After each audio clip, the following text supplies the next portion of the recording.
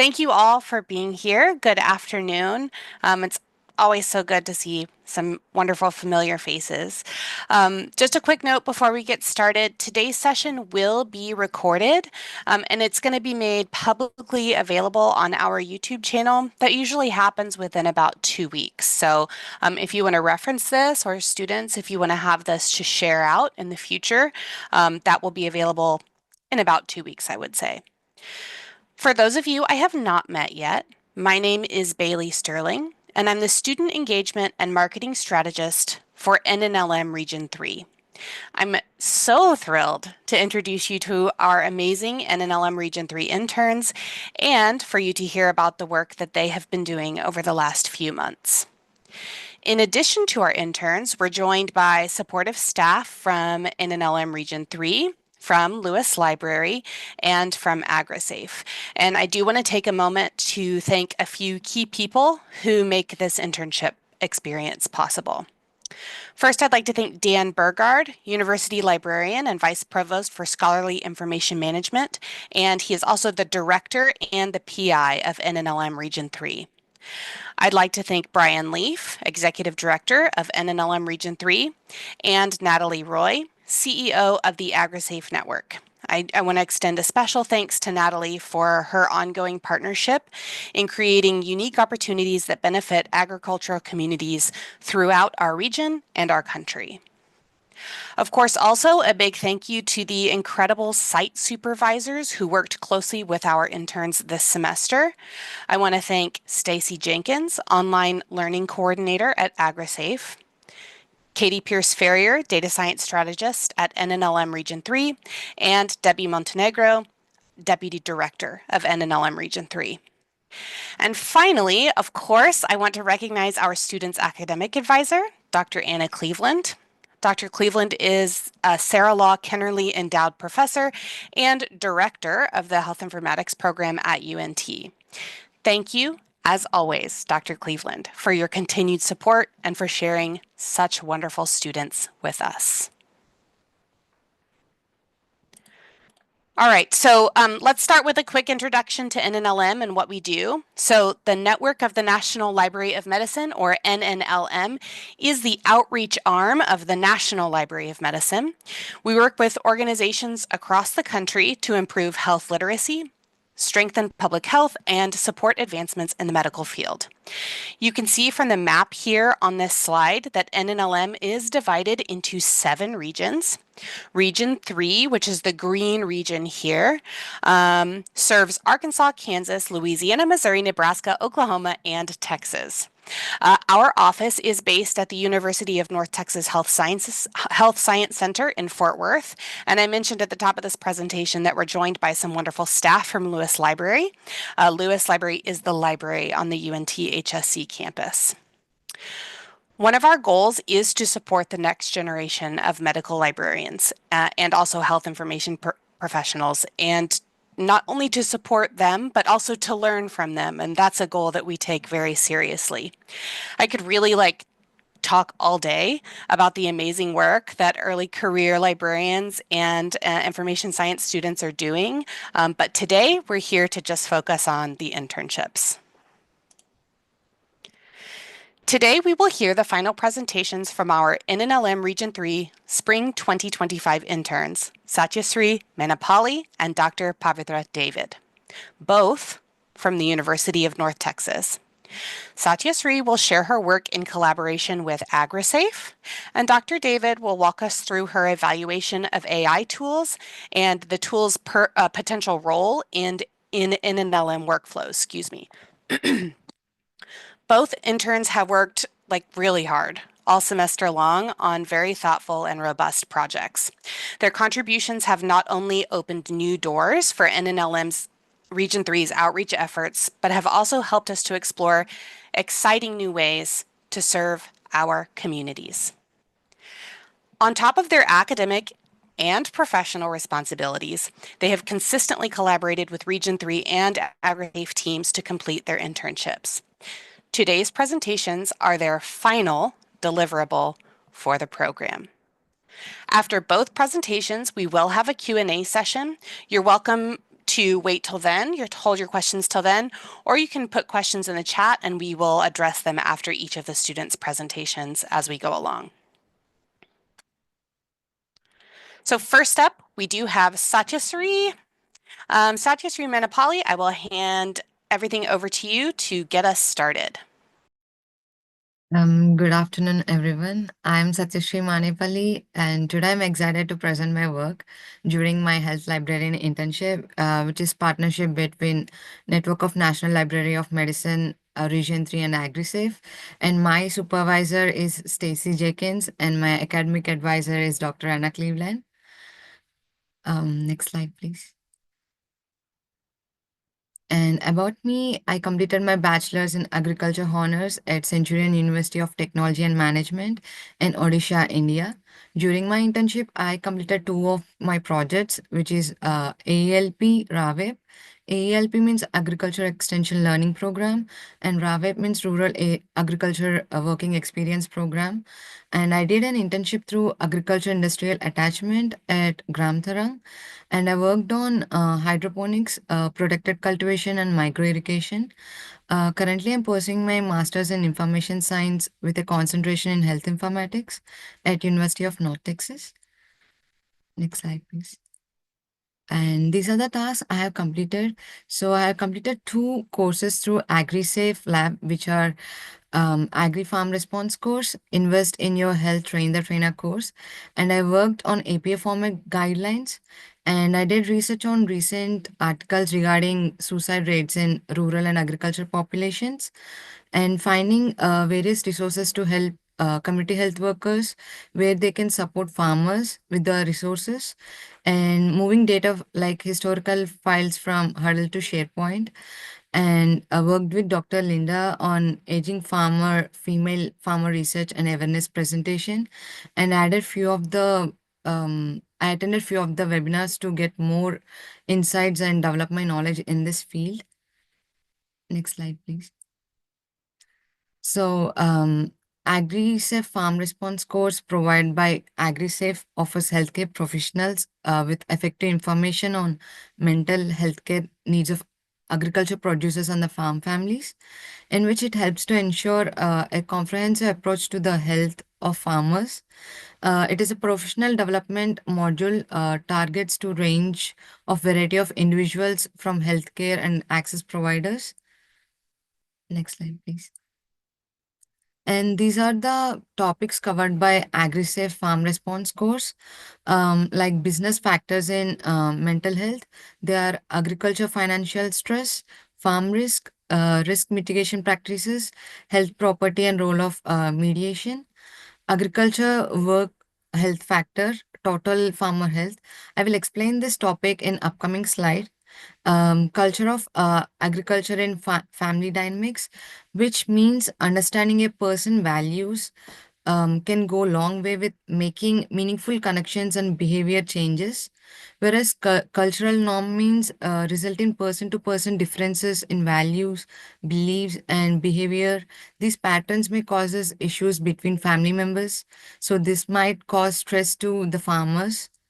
And challenges in healthcare access, over usage of alcohol, vaping, smoking, opioids in agriculture, and to reduce stress, anxiety, depression, they have to contact clinical doctors, or they need to have conversations with the healthcare providers. Next slide, please. And total farm health, as you can see in this picture, tells the components that the farmers are suffering and need activities in their life. I'll start with the fitness. So, if there is no proper exercise, which can leads to cardiovascular diseases or injuries to their body. And social, it represents the importance of supporting healthy, trusting relationships with healthcare provider, with family or communities which they surround around the people. Finances, it is a common concern among agriculture producers. If in case there is a crop destruction by like through weather or like through earthquake, it might cause an anxiety or depression on the family structure because of the financial instability, and diet, need diet for proper mental health for the farmers. Hazards, agriculture experiences highest rate of work hazards compared to all other jobs. So injuries causes stress to the farmers like functional disability. Spirituality, which it represents to finding meaning, hope, comfort. As a rural families and agriculture workers experience spirituality through connection with the land, animals, values. So spirituality plays a major role in the farmer's life. And cognition means giving mental support, which is effective in decision making, solving, emotional regulation, healthy relationships for the farmer. And sleep, everyone needs a good sleep to have a good day, so they obviously need to sleep time to time. So whether it is an devastating stressor for the farmers, because it's an unknown thing when it comes and when it goes, so it leaves hopeless for the farmers. Healthcare, I think they need to have day-to-day checkups with the professional healthcare workers so that they can know what they can go on, like even they are going with the stress or depression, they can go with the life, move forward by overcoming the stress. Next slide, please. So invest in your health, train the trainer. This course includes 7 webinars, which available with available presentations on the following topics. So I have attended the Cultivating a Healthy Mind Mental Wellness for Youth webinar and Hazard Mapping webinar, Say What, Hearing Loss Prevention webinar, and Prevention of Zoonotic Diseases webinar, and Cover Up Personal Protective Equipment webinar, Stay Cool Prevention of Heat Related illness webinar, and no safe way to webinar. Next slide, please. And empowering community health workers with resources to support the farmers. A major part of my work involved researching to empower community health worker with the resources. So I researched in finding resources on health and safety resources in agriculture, fishing, ranching, and forestry. So this includes personal protective equipment, which is PPE in short. So, and also I looked into when farmers are facing problems, they might get depressed, which causes or lead them to suicide thoughts, and also or to self harm. So this is called like suicide, right? So to prevent that, I have looked into the resources which I can provide to the community health workers so that they can provide the resources to the farmers. And I also looked into the disasters like flood, cyclone, earthquake, and disability support, women in agriculture, and also one of the most usage of vaping, alcohol, and substance use in agriculture, and mental health awareness. So these are the topics I have searched resources on and helped the community health workers with the resources. Next slide, please. And efficient data migration moving from Huddle to SharePoint. This is one of the critical tasks did in this internship. I did migrating the AgriSafe historical files or current folders from Huddle to SharePoint. So this task improved my organization skills, monitoring and accuracy of data shifting from one website to another.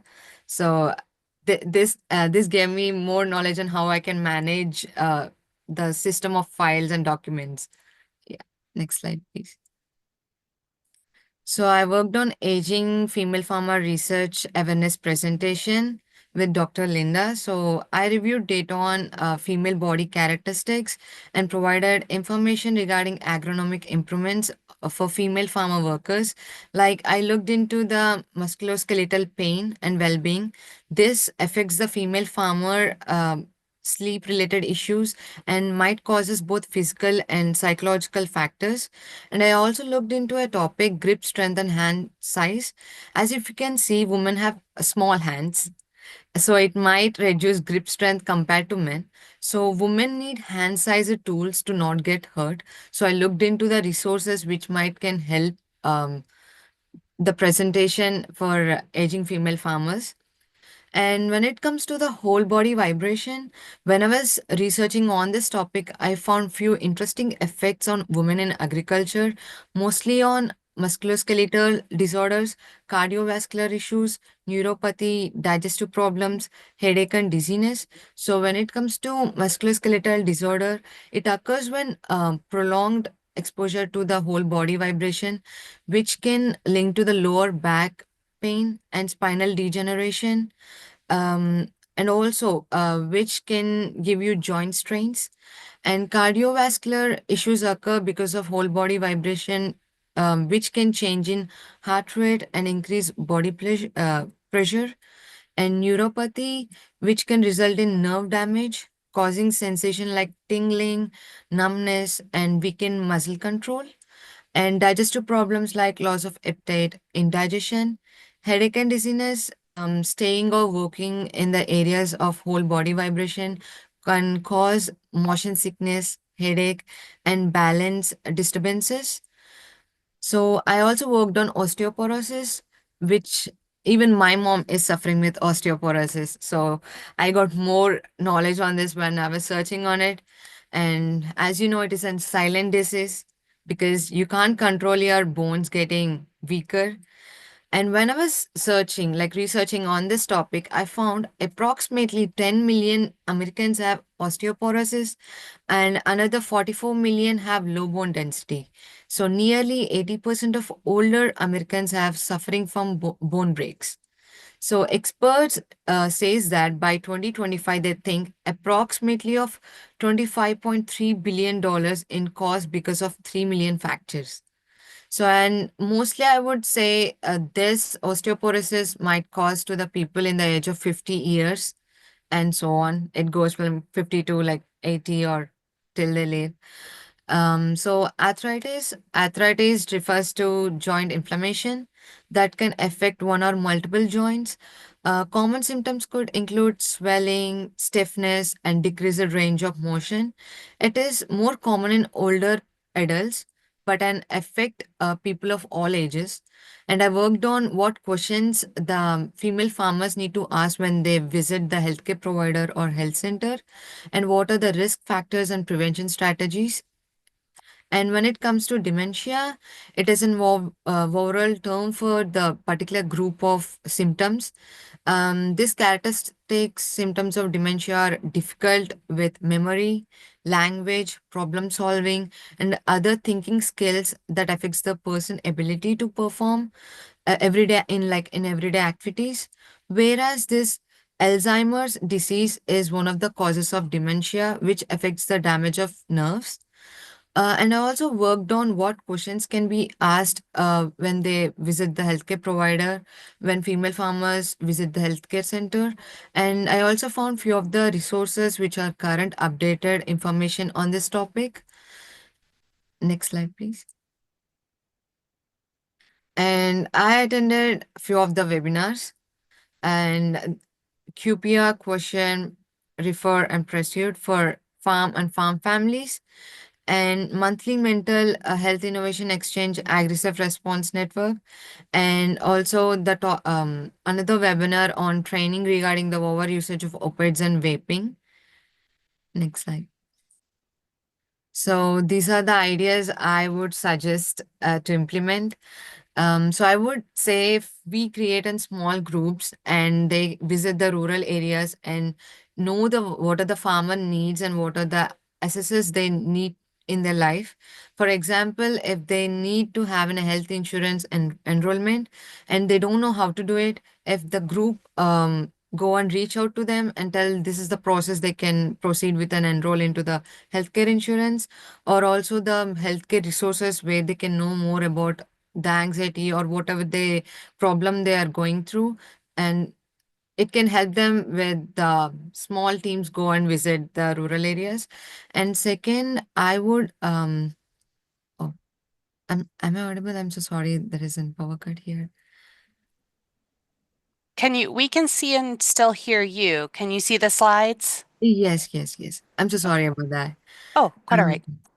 and the second, I would suggest to have like daily health checkups rather than having more medication with medicines, because it might cause to the substance use to the farmer, and it might cause like a drug to them. So I would suggest a healthcare provider if they can provide a daily exercise routine which can reduce stress and improve their mental health, instead of giving them a medication.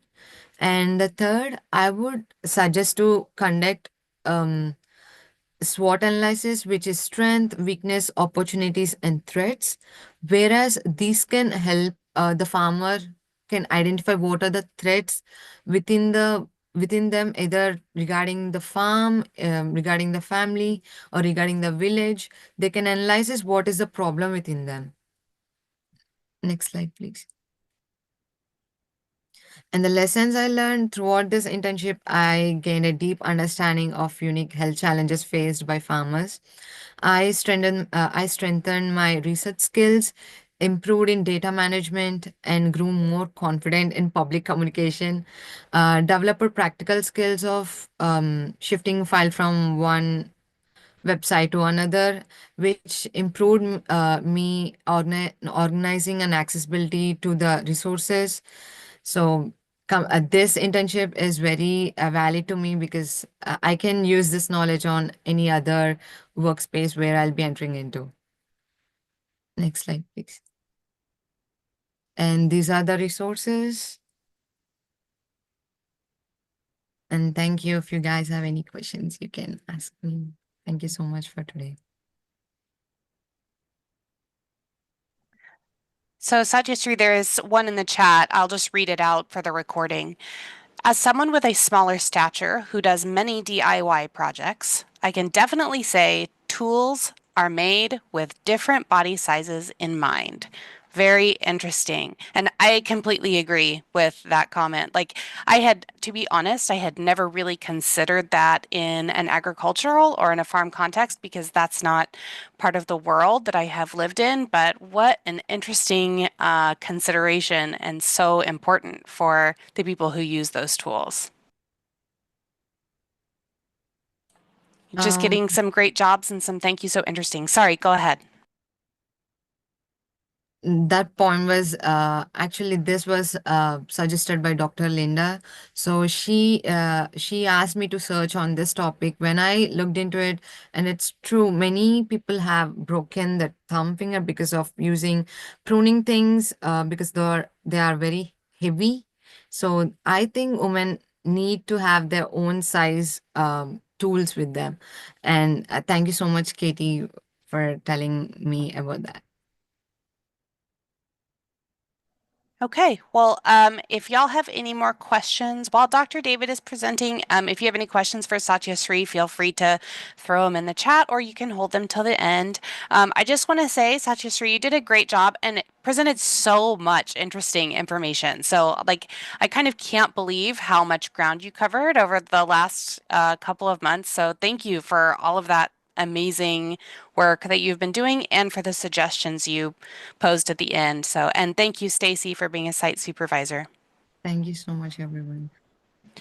Okay, so I am going to hand things over now to Dr. David. Are you ready to go? Yes, Bailey. Okay. Yeah.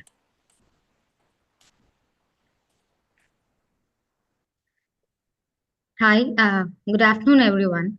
My name is Pavithra David, and I'm currently a master's student in health informatics at the University of North Texas. Today, I will be presenting my AI tool assessment conducted as a part of NNLM Region 3 Spring Internship 2025. This evaluation focuses mainly on two AI tools, IVY AI and Otter AI, and their applicability within an organization setting, especially the NNLM Region 3. Next slide, please. First, I would like to share a bit about myself. I was born and raised in the southern part of India in a place called Chittoor, Andhra Pradesh. And I hold a Doctor of Pharmacy degree from Wales Institute of Science, Technology and Advanced Studies, Chennai, India. And I worked as a pharmacist under Hospital Infection Control Committee, Christian Medical College, Vellore, India. In my free time, I enjoy singing and cooking, which helps me stay creative and grounded. Next slide, please. I would like to extend my heartfelt gratitude to Debbie Montenegro and Katie Farrier, my internship supervisors and mentors, whose mentorship and support were instrumental throughout this internship. They were exceptionally supportive in their time and sharing their knowledge and showed a great patience in addressing all of my questions. And I would like to thank Bailey Sterling, who gave me a warm welcome to the program and was always available whenever I had questions or needed clarification regarding the internship. I would like to extend my heartfelt gratitude to Dr. Anna, my academic super advisor, whose unwavering encouragement and insightful guidance have been crucial throughout my academic journey. And I also want to thank the entire NNLM Region 3 team for providing me with this opportunity and making my learning journey so meaningful. Next slide, please. So here is a quick overview of today's agenda. I'll begin by introducing the two AI tools, followed by an assessment based on their purpose, type, ease of use, functionality, and also we will discuss the benefits and limits, challenges, and key features of both the tools. Finally, I would like to conclude with insight gained and propose a next step in this exploration. Next slide, please. To structure the evaluation of the AI tools, I use this robot framework, which helped guide comprehensive and systemic comparison of these tools. These tools evaluated were IVY AI and Otter AI, selected based on the relevance to institutional communication and knowledge sharing. The following evaluation criteria and guiding questions were taken from an AI library blog as a part of AI tool assessment. Each of these sections has been completed based on an in-depth review of the selected tools using the robot evaluation test framework. This structured format has greatly helped me to understand the essential aspects to evaluate in each AI tools, such as its reliability, bias, ownership, security, and cost, making the assessment process clear and comprehensive. Next slide, please. So, my initial discovery phase began after Katie's introduction to NNLM Region 3, which led me to explore the AI tools. This marked in the beginning of a deeper dive into the understanding of how these tools can enhance the institutional communication. And while navigating the platform, one of the main challenges I encountered was the understanding the terminology and the specific nomenclature used on the website to describe the tools and their functionalities, which required a careful attention and research. The weekly meeting with Katie has helped me to understand all of them at the earliest and easy way. And to enhance the understanding of the tool, I scheduled demo with the respective vendors. These sessions were highly informative and helped me to gain a practical knowledge about the tool's properties, real-world applications, and their potential relevance to the organizational needs. And I also learned how to approach the evaluation of AI tools more systematically, considering both technical and contextual factors. Next slide, please. So let's look at the functionality of the IVY AI and Otter AI. IVY AI is a private company founded in 2016 and 17 with its headquarters located in North Carolina. This tool is an AI-powered chatbot platform tailored for sectors such as education and healthcare. It provides 24/7 responses to frequently asked questions using generative AI and it can integrate with customer relationship management system, enterprise resource planning system, and learning management system. This chatbot is trained on an institutional data, ensuring the accuracy and relevance, and complies with the standards like Health Insurance Portability Accountability Act, Family Education Right and Privacy Act, and General Data Protection Regulation. Otter AI, on the other hand, is a privately held company founded in 2016 with its headquarters in Mount View, California. This is a transcription tool that delivers a real time transcription of meetings and lectures. It identifies the speakers and integrates with Zoom and Microsoft, providing searchable notes with summaries. It's intuitive and requires no coding knowledge, making it accessible to all the users. Next slide, please. Next, I'll be presenting a comparative analysis of IVY AI and Otter AI based on their feature, benefits, and limitations. Starting with IVY AI, one of its key strengths is that the chatbot can be trained using the organizational unique content, making it highly customizable. Additionally, the IVY AI adheres to the important data protection regulation, as I've mentioned earlier, that is the HIPAA, the Family Education Right Privacy Act, and General Data Protection Act, as it follows the best practices in data security and privacy. However, there are a couple of limitations to include, that is, the higher pricing and the fact that it may not be well suited for the smaller population, such as organization uh, within a fewer end users of 100 or 50 to 100. On the other hand, Otter AI provides a real-time transcription and speaker identification and integrates widely used platforms like Zoom and Microsoft Teams. It offers strong language support, currently transcribing in English and Spanish and French. This multilingual capability allows the Otter AI to effectively serve a diverse population, making it accessible to the users from various linguistic backgrounds. One of its major advantages is its affordability, making it cost-effective solution. However, the accuracy may vary depending on the background noise and strong regional accents. Next slide, please. This slide highlights the key features of both IVY and Otter, showing how each tool serves the distinct purposes in enhancing the organizational communication and productivity. Starting with IVY AI, as I've mentioned earlier, it offers a 24 into 7 available chatbot, ensuring a continuous support without the need of human intervention.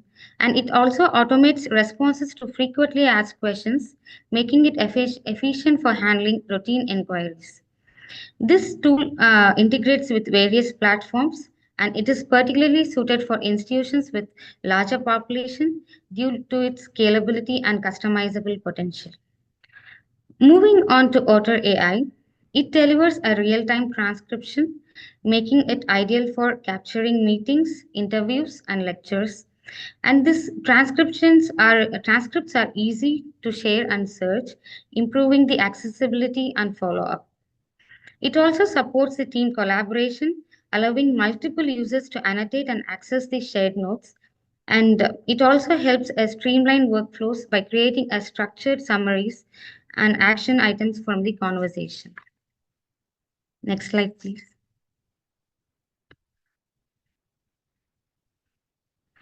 So here is an comparison result. Although the IVY AI is a powerful and offers a robust feature, it is considered less suitable for a smaller population, particularly those with only 50 to 100 users. Additionally, the pricing is relatively high, which can be barrier for smaller or resource-constrained organizations. As a result, IBYAA is not applicable for the use within NNLM Region 3, given its scale and budgetary consideration. In contrast, Otter AI offers multiple benefits, including the real-time transcription, speaker identification, and seamless integration with platforms such as Zoom and Microsoft. This tool is relatively affordable, making it accessible for institutions of various sizes. Therefore, Otter AI is well suited for NNLM Region 3 as it aligns with both the functional and financial needs of the program. Next slide, please. Here I'll explain how Otter AI works. Otter AI's works is very simple and efficient. To begin using the Otter AI with Zoom, you first need to paste your Zoom meeting link into Otter or syncing your calendar. The assistant silently joins the session and begins a live transcription without interrupting the meeting. Once the transcription starts, Otter identifies the speakers, creates a timestamp notes, and even lets you capture the slides or the screens being shared during the meeting. These visual elements are added right into the transcript of the contest. You can view the slide here, the screenshot of the meeting that was recorded with me and Katie. And after the meeting, you can view the full transcript in the Otter dashboard. And this transcript is editable, searchable, and can be shared or exported. Overall, the Otter AI simplifies the process of capturing and reviewing the meeting, making it a valuable tool for enhancing collaboration and documentation. Next slide, please. Throughout this journey, I've been fortunate to receive support and encouragement from mentors who played a vital role in my learning experiences. With Katie's guidance, every obstacle became a stepping stone for the growth. Her mentorship helped me approach challenges with confidence and curiosity, turning the uncertainties into a valuable learning moments. And Dr. Anna, my academic advisor, has been a constant source of encouragement and inspiration. She motivated me to push beyond my comfort zone and explore new possibilities with confidence. I'm truly grateful to the entire NNLM Region 3 team for fostering such an enriching and inspiring environment. Next slide. So, in conclusion, this project gave me a deeper understanding of how tools like IVY AI and Otter AI can enhance the communication and productivity in organizational setting.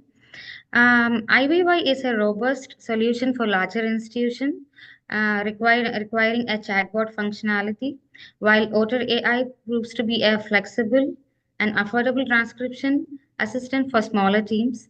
And this evaluation has inspired me to take the next step, that is, writing a review document and analyze these findings further.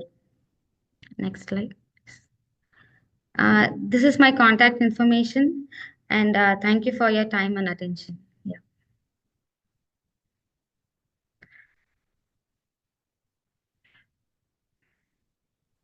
Thank you so much, Dr. David. I know that we have been, as an office, talking for some time about how we go about assessing different, AI-powered tools to work into our workflows and stuff. So I hope you know that the work that you have done will have a real and sustained impact on the work that we do. So thank you very much for doing that.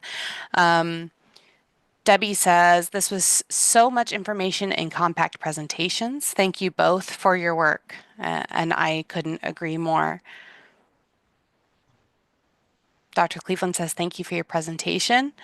I like the robot analytical framework. Thanks for mentioning it. Yeah, thank you.